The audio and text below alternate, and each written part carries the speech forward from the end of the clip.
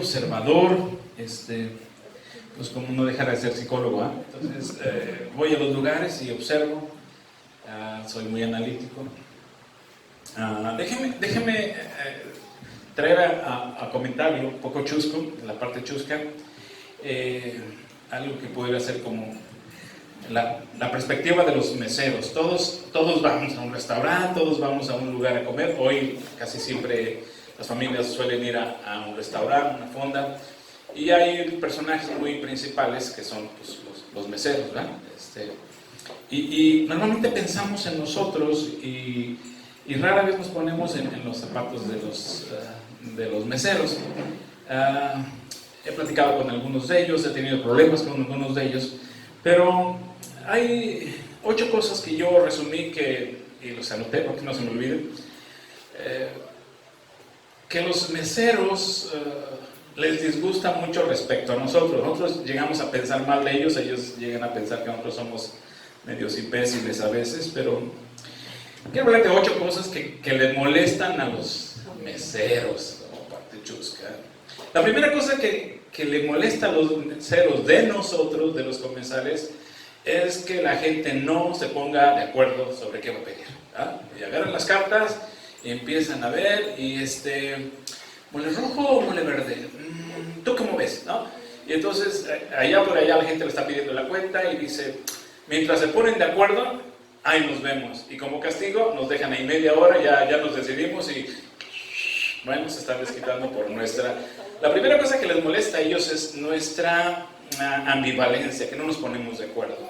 Otra cosa que le molesta a los meseros de nosotros son estar ahí cuando la gente viene discutiendo cosas personales entre ellos, ¿ah? Y entonces ya nos sentamos, la gente se sienta a la mesa y ellos están esperando que les digas qué quieres, y las personas están discutiendo sobre cosas personales y él está escuchando las cosas personales.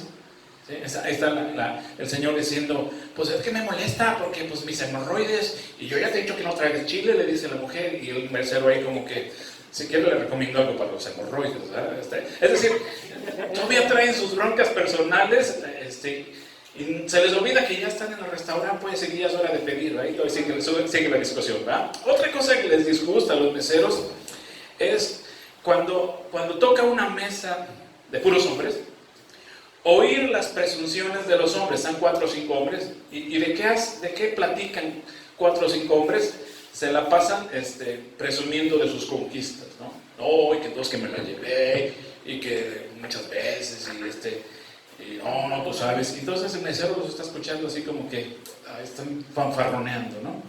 Pero si le toca una mesa con puras mujeres, él se siente incómodo, el mesero, porque está escuchando lo que las féminas están diciendo, y las féminas se desplayan criticando a los hombres, ¿no?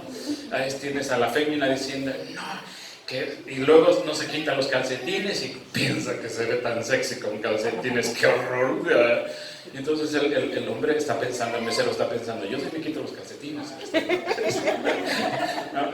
Y ni cómo defender a sus congéneres, ¿verdad? Porque pues es el mesero, solo tiene que estar escuchando, ¿no? Otra cosa que les molesta a los meseros es que no los saluden, que no los saluden. La gente, junto con esto, la gente llega a pensar que los meseros son una subespecie que está en nuestro servicio, y eso les molesta a ellos. Finalmente son seres humanos, ¿no? Y ellos te saludan, y a veces la gente va de mal humor y no los saluda. Entonces les animo a que los saluden. Pensamos que están a nuestro servicio como si fueran algo inferior a nosotros. Ya casi algunos quieren así como si piensan que los meseros son como perros ovejeros que traen ahí, arrean las ovejas para que se vengan para acá, y a veces algunos llegan hasta el extremo de casi aventarle las propinas para que entonces el perrito... Eso es tratarlos mal a los meseros, ¿no?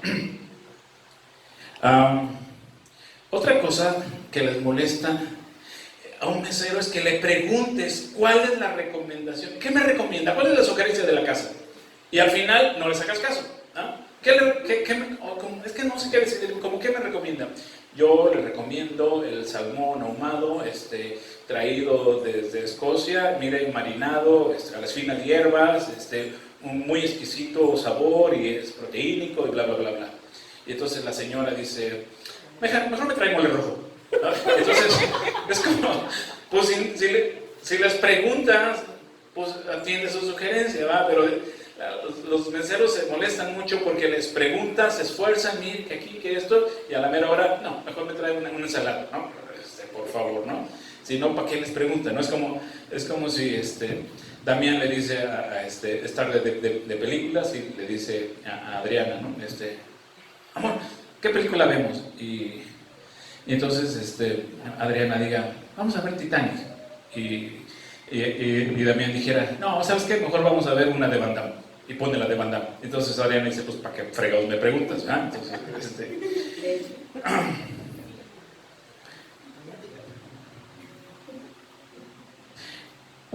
otra cosa que les molesta a ellos es las incongruencias.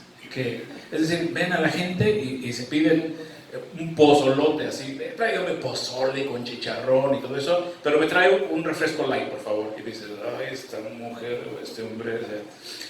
Una cosa más que le molesta a los meseros es que tú pidas las cosas más caras, ¿ah? Tu cuentonón es de 800 pesos y das 10 pesos de propina. Dices, ay, no, güey. El mesero está pensando, dice, no, pues va, 1,000 pesos de que se gastaron aquí, por lo menos me tocan 150 pesos de propina, ¿no? Por lo menos. Y dejas 10 pesos de propina. Y dicen, ay, qué mugre. Bueno, terminando ya con los meseros, necesitamos recordar dos cosas. Número uno, ellos son los que nos traen la comida. Y número dos, y esa es su venganza de los meseros, cuando no los tratas bien, ellos se van a desquitar contigo, con tu comida. Una ocasión, tomando café y con unas personas, yo dije, amigo, ¿me traes, estando bien tronado, tráeme un cafecito, por favor, un café, ¿y cómo lo quieren, mi amigo? Cortadito, con leche, ¿no? Y los otros que estaban ahí, aquí también 2. Y el mesero dice, ¿2 qué? Pues 2 cafés, imbécil. Entonces el mesero, pues, ¿por qué me tratan así? ¿No? Y al rato sirven los cafés y yo veo que el café de los otros 2 está espumoso. Y yo no me quedé con las ganas y al final cuando pagué le dije, amigo, ¿por qué el de ellos estaba más espumoso que el mío? Y me dijo, finalizando, 2 razones por las cuales tratar bien a los meseros. Número 1, son los que traen tu comida. Y número 2, si no los tratas bien, van a escupir tu comida. Eso, dalo por hecho. Una de las formas de desquitarse de los meseros es escupe tu comida. Así que mejor lleva la fiesta en paz con ellos. Vale. Yo tengo y yo puedo hacer lo que Dios dice que puedo hacer. Hoy pasó en la semana algo muy bueno para mi vida. Y justo estaba al inicio de la semana meditando sobre un pasaje que ahorita voy a ir a él. Y Dios acomoda los tiempos y honra conforme a la meditación de la palabra. Pero el tema que hoy quiero manejar es que lo temporal no se haga permanente. Comienzo diciendo que cuando enfrentamos crisis, y todos enfrentamos crisis, pueden ser económicas, pueden ser de salud, pueden ser amorosas. Cuando enfrentamos crisis y estas crisis se prolongan en tiempo, es fácil pensar que nuestra vida va a ser siempre así, que siempre vamos a estar atados o esclavizados. Aquello por lo que luchamos muy seguido y nos atormenta 1 año, 2 años. Llegamos a creer que eso va a ser permanente y terminamos convencidos de que nuestra vida nunca va a cambiar, que siempre va a ser así. La deuda de mi departamento de inicio, 90,000 pesos, llegó a ser de 850,000 pesos de deuda. Entre que algunos años no pagué, entre que intereses sobre intereses sobre intereses, era imposible en lo natural que yo llegara a cubrir 850,000 pesos de deuda del Infonavit. Y año tras año, tras año, tras año estar pagando. Y es como, en las condiciones de los delegados del Infonavit y los empresarios del Infonavit, esto era prácticamente imposible que las cosas cambiaran. Cuando algo nos atormenta en tiempo y forma, meses y meses y años, nuestras creencias comienzan a desvirtuarse, la esperanza se empieza a ir.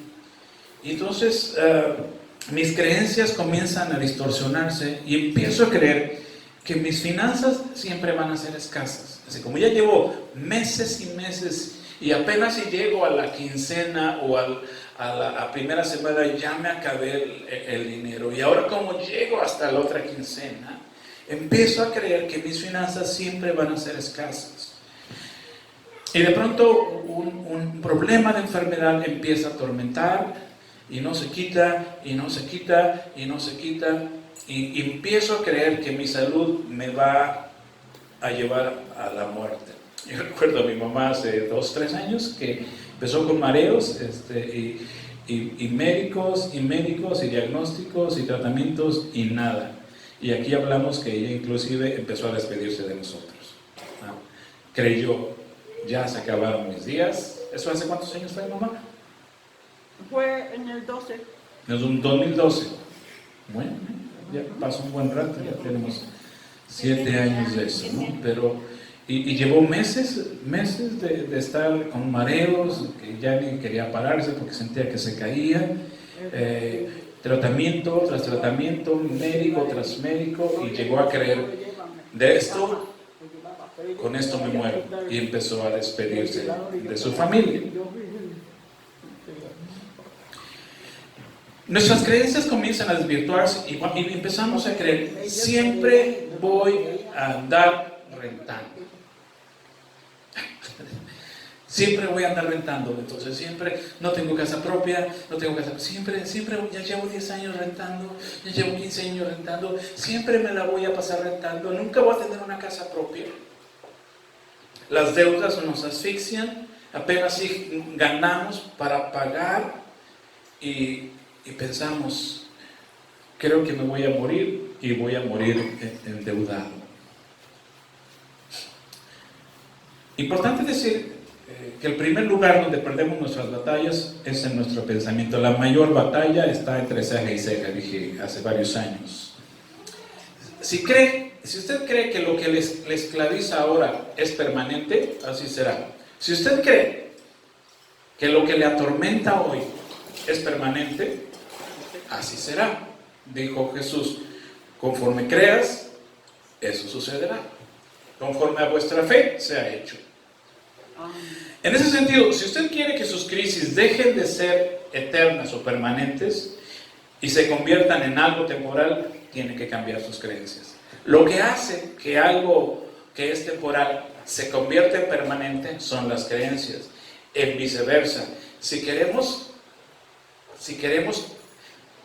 que lo que creemos es eterno, permanente, sea temporal, lo primero que tengo que cambiar, antes de que lo eterno se convierta en temporal, primero tiene que cambiar aquí. Primero tienen que cambiarse mis creencias. Me gusta este meme de Charlie.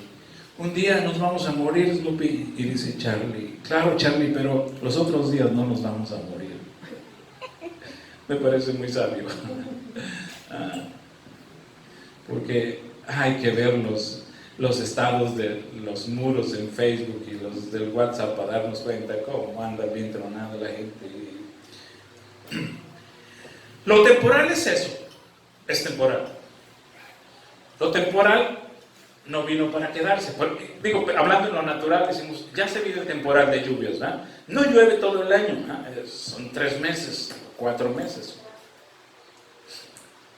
Lo temporal significa que solo es un tiempo. El momento que usted decide que esa es su suerte, que ese es su destino, es el momento que lo temporal ya no se va y echa raíces en usted. La mayor batalla está aquí, en nuestras creencias. Si algo Dios se esfuerza una y otra vez, y si algo, por eso dejo plasmadas sus escrituras, es para que nuestras creencias se modifiquen. Romanos 12:2, no te conformes con la manera en que vienes pensando, sino transfórmate a través de la renovación de tu mente. Y entonces entenderás que la voluntad de Dios para ti es buena, es agradable y perfecta. No te conformes con tus creencias, le estaré diciendo. El informe médico dice, amiga, amigo, aprenda a vivir así, resígnese, porque usted ya se fregó, porque usted ya no va a volver a estar igual, porque usted bla, bla, bla, bla. 70% de las personas, al solo oír un diagnóstico, se generan un trastorno mayor. O sea, la gente ante el diagnóstico, 7 de cada 10 se hunden. Es que lo que usted tiene es, y es como si se los tragara la silla, y se vislumbran inmediatamente, ya firmando el testamento, ya en una caja, ya minusválidos. Muy poca gente puede manejar un diagnóstico médico con sensatez. Es cáncer, es diabetes, es hipertensión. Ya me fregué, dice la persona que está escuchando. El informe médico dice, amigo, resígnese, amiga, resígnese, aprenda a vivir así. Pero el informe celestial, digan amén, dice, solo es temporal. Sí. El informe celestial dice, solo es temporal. Éxodo 23:25 es un compromiso de Dios y dice, yo completaré el número de tus días. Es un compromiso de Dios para con nosotros. Yo voy a completar el número de tus días. Dios tiene un número establecido para nosotros, y entonces, pero es importante, por eso es importante leer la Biblia, ¿eh? Y entonces, tomar esa parte que dice y hacerla mía, y esa promesa hacerla realidad. Señor, tú dijiste que tú completarás el número de mis días. Joel 3:10 dice que el débil diga, pero ¿qué dice el débil? Jodido estoy, deprimido estoy, endeudado estoy. ¿Sí? Joel dice que el débil diga, fuerte soy. Usted decide a quién creer, al informe médico o al informe celestial que le dice otra cosa. Pero si decide creerle a Dios, tiene que suceder algo, porque no hay pensamiento mágico. Tiene que avivar su fe. Y con esa fe avivada, cambiar sus creencias. ¿Para qué sirve la fe? Para modificar nuestras creencias. La fe es, si pudiéramos decir así, es totalmente positiva. Nuestras creencias son totalmente negativas, entonces necesitan el positivismo, llamémosle así, de Dios. La esperanza de Dios necesita intervenir en las creencias catastróficas y depresivas que de naturaleza llegamos a generar. Para actuar a favor nuestro, Dios no se ve limitado ni por nuestra edad, ni por nuestro sexo, ni por nuestra educación, ni por nuestra formación académica, ni por nuestra complexión. Lo que limita a Dios para actuar a favor nuestro no es nada de eso. Lo que limita a Dios son nuestras creencias. Por eso en Romanos 2 dice que las cambies primero. Para que puedas entender que la voluntad de Dios es buena, agradable y perfecta, tienes que cambiar tus creencias. ¿Sí? Es como si Dios dijera, mira, a mí no me impide que estés chaparrita, o que tengas 60 años, o que no tengas ni la prepa terminada, para bendecirte yo. ¿Sí? No me impide nada excepto tus creencias. Lo primero que nos dice Dios es: cambia tus creencias. Si puedes cambiar tu educación, cámbialo, pero cambia tus creencias antes que todo. Así que le animo a que luche con sus creencias de permanencia. Creencias de permanencia. ¿Qué son las creencias de permanencia?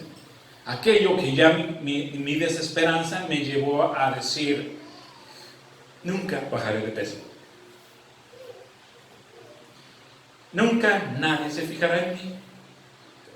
Eso más lo tienden a decir las mujeres, ¿no? Ay, nunca voy a salir de deudas. Yo llevo tantos años con una deuda. Nunca tendré un coche nuevo.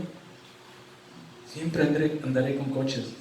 Decía, ¿cómo decía Roberto? Es un 2018. Ay, ¿qué traes un coche del 2018? Dice. Bueno, es que me lo compré en el 2018. No es que sea del modelo 2018, es que en 2018 me lo compré, entonces traigo un coche 2018. ¿Verdad?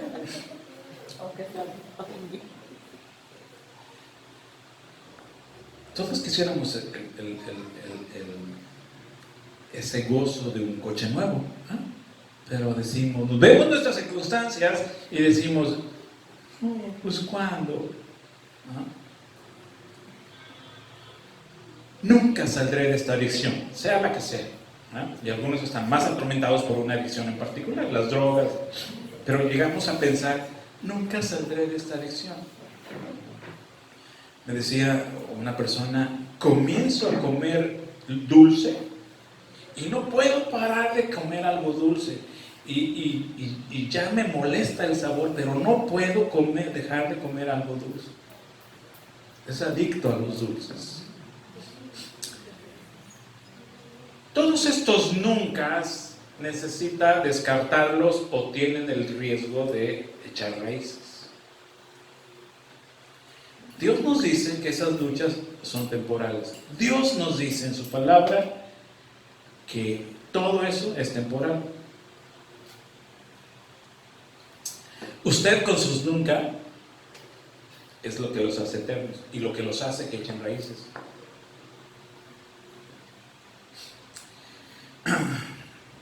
Meditando en la palabra de Dios, encuentro un pasaje que me atrevo a nombrarla la ley de temporalidad de Dios. Y está allá en el libro de Deuteronomio. Es decir, ¿qué número de libro es? Está en el Pentateuco o está en la ley de Dios, ¿no? Génesis, Éxodo, Levítico, Número y Deuteronomio. Esto es parte de la ley de Dios. Esto es parte de lo que una quinceañera, llamémoslo así, un quinceañero, un joven que iba a hacer su bar mitzvah en los tiempos de Jesús, es algo que tenía que saber de memoria. Esto es fundamental que lo supieran. ¿Y por qué? Déjeme le enfatizo un poquito. Deuteronomio 15:1. Al final de cada séptimo año se tiene que anular las deudas de todos los que deban dinero. Dentro de las costumbres y usos de los judíos, era común, pues por la falta de sabiduría en las finanzas, por alguna desgracia, la gente se le cayó su casa, una plaga, obvio, y entonces se endeudaban. A veces no tenían para pagar, y entonces el que te prestó tenía la autoridad para decir: bueno, como no me puedes pagar, no me has podido pagar, te me vienes a trabajar. Y vas a trabajar, y tenían que hacerlo. De alguna manera se tenía la deuda tenía que completar. Pero Dios estableció una medida de temporalidad donde al cumplir 7 años te hubiera terminado de pagar los millones de pesos que le prestaste o lo que le hayas favorecido. A los 7 años, de acuerdo al compromiso, a la promesa y voluntad de Dios, se cancela la deuda. Verso 2, se hará de la siguiente manera: cada uno anulará los préstamos que le haya hecho a otro hermano israelita. Nadie exigirá ningún pago de sus vecinos ni de sus parientes. porque habrá llegado el tiempo del Señor para la liberación de las deudas. Digan conmigo la parte roja. Habrá llegado el tiempo del Señor para la liberación de las deudas. Dios estableció una medida de temporalidad. Esto tiene una implicación poderosa para nosotros. Sí, está escrito para el pueblo de Dios, para los israelitas. Pero quiero enfatizar esto, el pueblo de Dios. Pregunto, ¿es usted el pueblo de Dios? Porque si usted y yo somos del pueblo de Dios, esta es una implicación para nosotros también. Sin importar el monto o tipo de deuda, un privilegio o beneficio de ser parte del pueblo de Dios era la cancelación o la liberación de la deuda en el séptimo año. Había un séptimo año. Y esta implicación es, Dios nunca pretendió que su pueblo fuera esclavo permanente de nada. Quiero que lo convierta a usted mismo y diga conmigo, Dios nunca pretendió que yo fuera esclavo permanente de nada. De nuevo, Dios nunca pretendió que yo fuera esclavo permanente de nada. ¿Y qué es este de nada? De ninguna enfermedad, de ninguna adicción, de ninguna opresión, de ninguna deuda. Finalmente, el séptimo año de liberación va a llegar a nosotros. Usted tiene que creerlo. Quizás esté esclavo ahora de una deuda, quizás esté esclavo de una enfermedad, quizás esté esclavo de una adicción, de una mala relación amorosa, pero Dios no quiere que esto dure para siempre. Dios no quiere que esto dure para siempre. Dios estableció una ley de temporalidad, pero usted necesita creer que su séptimo año viene pronto, que no tarde en llegar. Su séptimo año es cuando usted recibirá libertad de cualquier esclavitud que lo oprime. Diga conmigo, ya viene mi séptimo año de liberación. Ya viene, diga conmigo, ya viene mi séptimo año de liberación. Lo creo y lo confieso.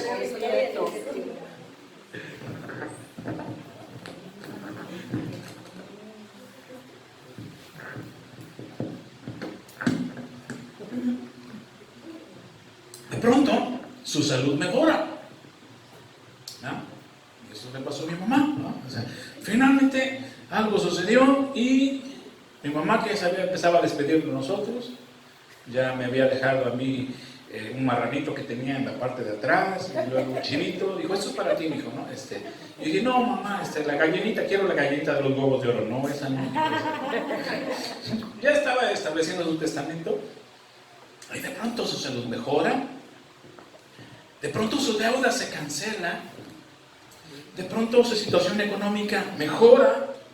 De pronto su adicción ya no tiene más poder sobre usted.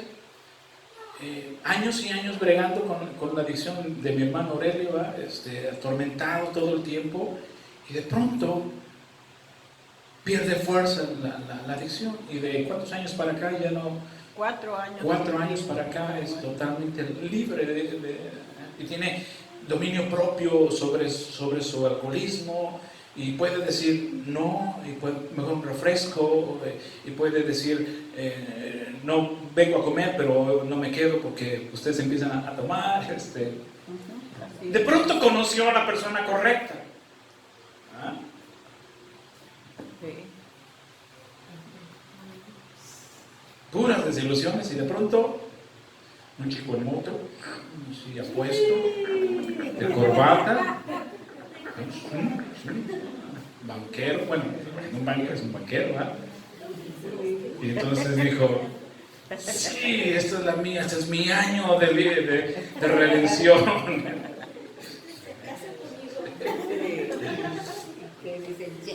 ¿Qué sucedió? Llegó su séptimo año de liberación. ¿Por qué? Porque es hijo del Dios Altísimo. Digan Amén. amén. ¿Por qué? Porque usted es parte del pueblo de Dios. Amén. ¿Por qué? Porque esa es su promesa. Y Él no es hombre ni hijo de hombre, y lo que Él promete lo cumple. ¿Por qué? Porque usted le creyó. ¿Por qué? Porque a pesar del tiempo usted mantuvo esa esperanza. Dice Pablo a los romanos acerca de Abraham. Él creyó en esperanza contra esperanza. Su fe no se debilitó al considerar su edad, ni la edad de su esposa, ni la infertilidad de su esposa, sino que él creyó en esperanza contra esperanza. ¿Qué le dijo Dios? Te haré padre de multitudes. Y él se vio a sí mismo, vio a su mujer, y ya llevaban chorrocientos años de ser fértiles, y Abraham pudo haber dicho, ella sí, dijo, ay, ¿cómo va a suceder? Ja, ja, ja.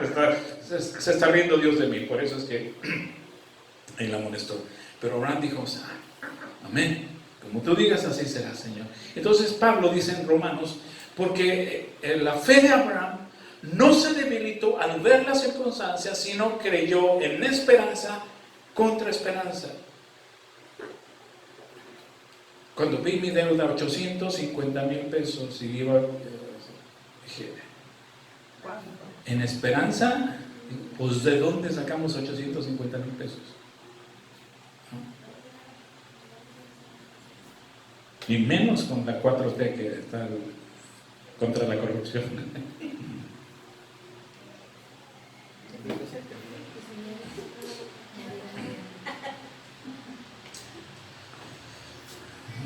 De 90,000, que es el costo original promedio, se fue aumentando hasta eso. Son beneficios del Infonavit, es que se muere el deudor, y pues, pero no pretendo morir en los siguientes 50 años.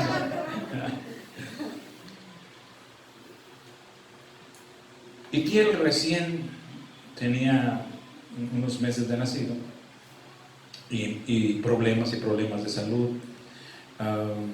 Y fuimos al médico, y el médico dijo, pues, su niño es asmático. Le sugiero que usted se prepare con un tanque de oxígeno, porque habrá situaciones donde va a tener que echar mano del oxígeno, y su disparador, su inhalador, es casi que tiene que traerlo de collar. Y así fue por muchos meses. El diagnóstico y la lucha de dormir con él, y con un espejito para ver si seguía respirando en las noches, así si seguía respirando, y agarrar el disparador. Eso fue meses, pero finalmente un día algo sucedió y dejamos de depender del disparador, y por supuesto nunca compramos el tanque de oxígeno. El 7º año de liberación para Itiel llegó el día. Así que no importa cuán gigante sea la deuda, su opresión, cuando usted entra en el 7º año de liberación, todas las fuerzas de las tinieblas ya no tienen poder sobre usted. No importa de qué tipo se trate, llega un momento, y ese es nuestro 7º año. Ahora, por supuesto, 7º año no significa, entonces ¿cuántos ya llevo? Ya llevo 4, ya llevo 5. Porque el 7º año, dentro de los planes de Dios, pueden ser 3, pueden ser 4. A ver, déjenme hacer cuentas, porque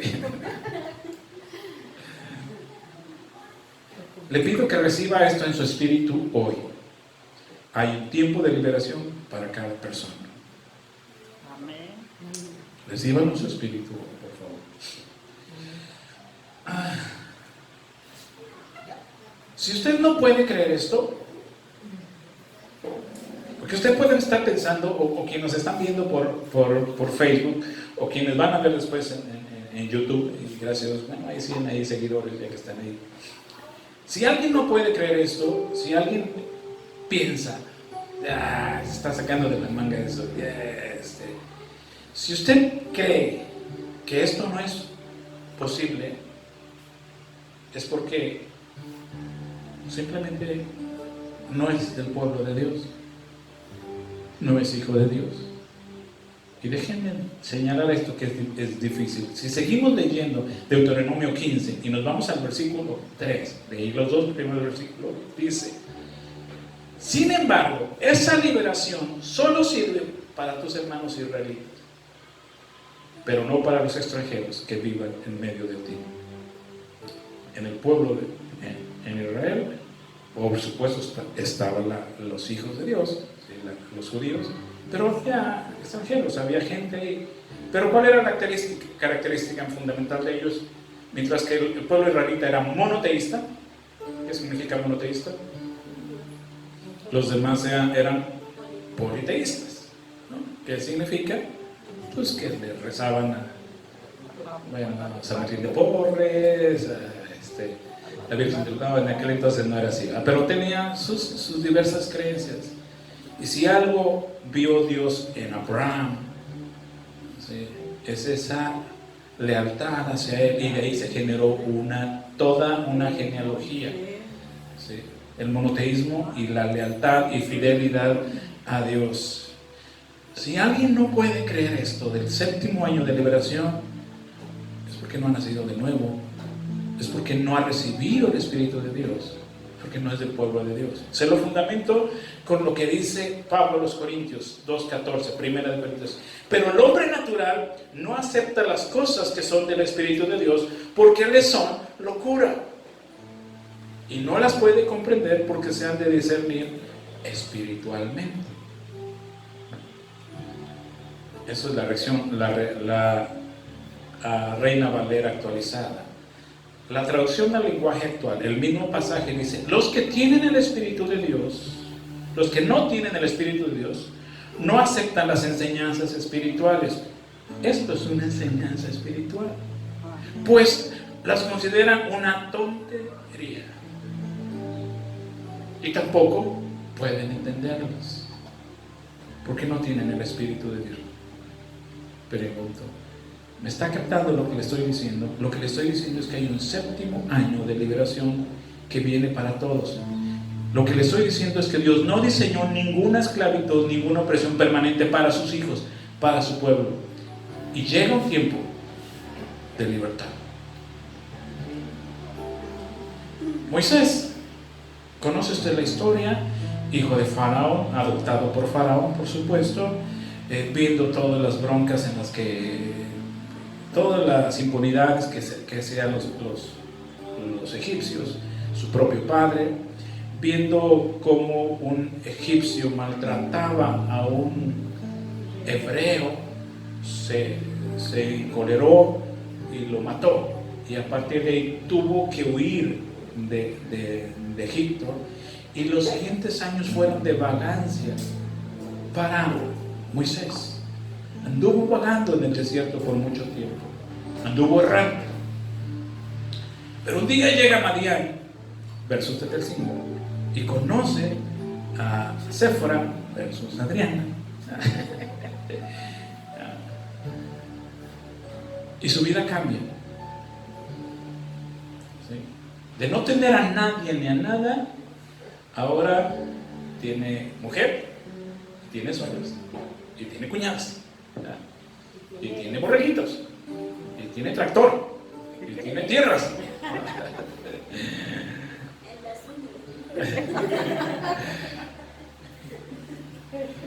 Y Séfora le da un hijo, y Moisés le pone a ese hijo por nombre Gerson. Y en aquellos tiempos los nombres no se ponían ahí a lo loco. Que se llame Brian, como que se llame Kevin, que se llame Randolph. No, o sea, había sensatez y sabiduría.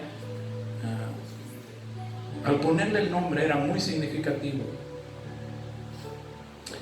Y Moisés, viendo que se acabó su tiempo de errante, de vagabundo, le pone a su hijo por nombre Gerson, porque fui forastero, vagabundo fui, errante fui, sin perro, sin mujer, sin suegros, sin cuñados, sin borregos, pero eso se acabó. y le pone a su hijo Gerson. Y Gerson es su recordatorio. Hubo un tiempo de andar errante y vagabundo, de extranjero, pero eso se acabó. Y hijo, tú eres ese recordatorio de que esto es temporal, de que Dios no tiene ninguna implicación, ningún propósito permanente de que sus hijos anden errantes, vagabundos, míseros en finanzas. Dios no quiere eso eterno para sus hijos. En tiempos de opresión, bueno, cuando uno está metido en la deuda, tomando medicamento para estar mejor, es fácil convertir nuestras oraciones en sesiones de quejas y desesperanza. Yo le pido que convierta esos tiempos de quejabanza en tiempos de adoración. ¿Qué es un tiempo de quejabanza? Oraciones de quejabanza. Es que ¿por qué? Es que mira cómo a mi hermano ya se sacó la lotería, cómo mi cuñada ya estrenó refrigerador, cómo esto, cómo mi vecino, y yo cuándo, Señor, y mira, no veo una y no salgo de otra, por favor, ¿qué te está pasando? Quejabanza tras quejabanza tras quejabanza. Es fácil que nuestras sesiones de oración sean sesiones de quejabanza. Le pido que convierta la quejabanza en adoración. Por favor, no olvide que su tiempo de su séptimo año de liberación viene pronto, quizás en unas semanas, quizás en unos meses, pero su tiempo de liberación viene pronto. ¿Cuál es su deuda? ¿Cuánto debe? ¿De qué es esclavo? ¿De una enfermedad? ¿De una adicción? ¿De una opresión espiritual?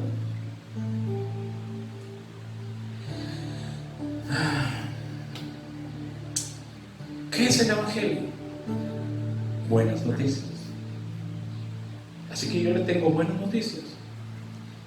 Y lo he dicho muchas veces, la gente no va a una iglesia para que le digan que es pecador, ya lo sabe. Para que le digan que la anda regando, ya lo sabe. Lo que la gente va a una iglesia es para saber si Dios sigue teniendo misericordia de mí y si hay esperanza en medio de todas mis broncotas. Entonces, siempre la congregación, siempre la iglesia tiene esa responsabilidad fundamental en la palabra de Dios.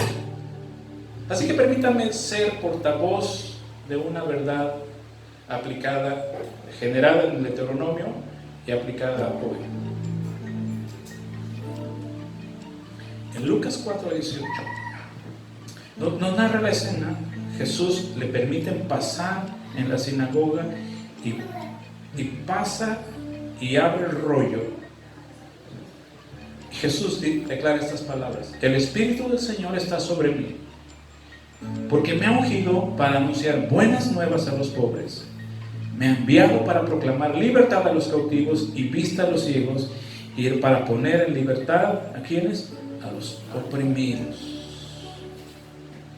y para proclamar el año agradable del Señor. ¿Cuándo es el año agradable? Cuando se acabaron mis deudas, cuando se canceló mi enfermedad. Mi séptimo año es mi año agradable. Llegó mi año agradable. No pagan nada más. En su momento llegó el año agradable del tiempo. Y está por venir el de usted. Dígame. Amén. Recibas hoy esta esperanza en su espíritu.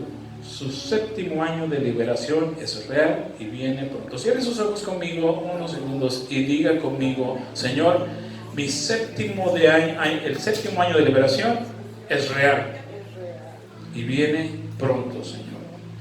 Y entonces agradézcale a Dios por adelantado lo que va a suceder. Dígale: Señor, gracias por esta verdad. La recibo en mi espíritu, la albergo y la iré alimentando hasta ver concretada esa promesa, Señor. Soy tu hijo, soy de tu pueblo y merezco y soy privilegiado con esta promesa tuya que hoy acojo en mi corazón, lo anido en mi corazón, y delante de tu pueblo proclamaré el día con júbilo cuando tú igual que otras personas, llegó ese año de liberación. Por lo pronto, hoy te doy gracias porque mi año de liberación está por llegar, Señor. Te agradezco enormemente y te doy un aplauso adelantado por eso. Dele un aplauso a Dios.